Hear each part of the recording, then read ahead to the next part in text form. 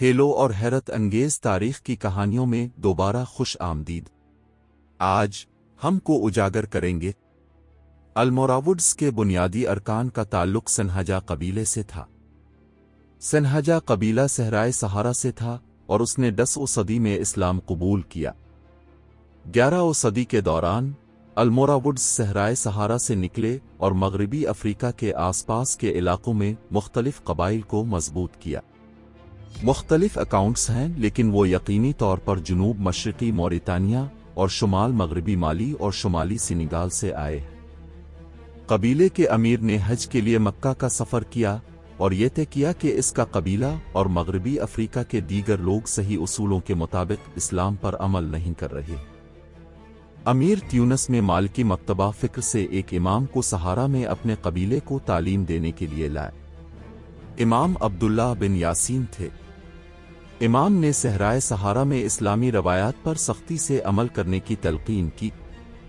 اس کا پیچھا کیا گیا اور دریائے سینیگال کے کنارے اپنے آپ کو دوبارہ قائم کیا جہاں اس نے ایک فوجی تربیتی اڈا بنایا۔ الموراوڈز نے قدیم گھانا پر حملہ کیا جس نے مالی کی بے پناہ سونے کی سپلائی کو کنٹرول کیا۔ الموراوڈز نے شمال میں توسیع کی اور مراکش کی بنیاد رکھی۔ الموراوڈس نے شمالی مراکش کو اپنی سلطنت میں مضبوط کر لیا۔ انہی دہائیوں کے دوران جب الموراوڈس پھیل رہے تھے، اندلس میں خلیفہ کا تختہ الٹ دیا گیا اور قرطبہ سے فرار ہو گیا۔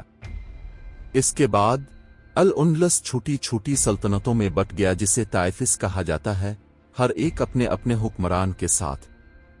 بادشاہوں نے مسلسل ایک دوسرے سے لڑا اور دوسرے سے لڑنے کے لیے ہسپانوی عیسائیوں کے ساتھ شراکت کی۔ ہسپانوی نے مسلسل خراج تحسین پیش کرنے جنگ اور تباہی کا سامنا کرنے کا مطالبہ کیا۔ متحد عیسائی سلطنتوں کے خلاف اپنے دفاع کے لیے لڑائی کی وجہ سے بہت کمزور اور ٹوٹ چکے تھے۔ نے مغربی افریقہ میں سے فوجی مدد طلب کی۔ طائفہ بادشاہوں کو عیسائیوں سے چھڑانے کے لیے الموراوڈس کے متعدد بار الاندلس واپس آنے کے باوجود طائفہ بادشاہ اپنے حلقوں کے خرچ پر ایک دوسرے کے خلاف سازشیں کرتے رہے۔ الموراوید اور امت طائفہ بادشاہوں سے تھک گئے۔ الموراوید نے طائفہ بادشاہوں کی بغاوت شروع کی۔ بادشاہ یا تو جنگ میں مارے گئے، قید کر دیے گئے یا جلاوطن کر دیے گئے۔ الموراوڈس نے الاندلس کو اپنی مغربی افریقی سلطنت میں شامل کر لیا جس کا صدر دفتر مراکش میں ہے۔ الموروڈ سلطنت کی جنوبی سرحد مالی سے شروع ہوئی اور شمالی سرحد شمالی اسپین میں والنسیا تک پھیلی ہوئی تھی۔ مشرقی سرحد الجزائر میں ختم ہوئی اور مغرب میں پرتگال تک پھیل گئی۔ الموراوی سلطنت 1050 عیسوی سے 1150 عیسوی تک قائم رہی۔ تاریخی شخصیات، واقعات اور مقامات کو کتاب دی مورس ان اسپین بین Arab and African Muslim led the world میں ایک دلچسپ افسانوی کہانی میں بانا گیا ہے۔ کتاب Amazon.com پر دستیاب ہے۔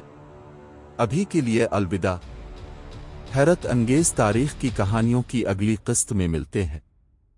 اگر الموراوڈس اپنی بین البراعظمی سلطنت کو برقرار رکھ سکتے ہیں تو آپ اس سے محروم نہیں ہونا چاہتے۔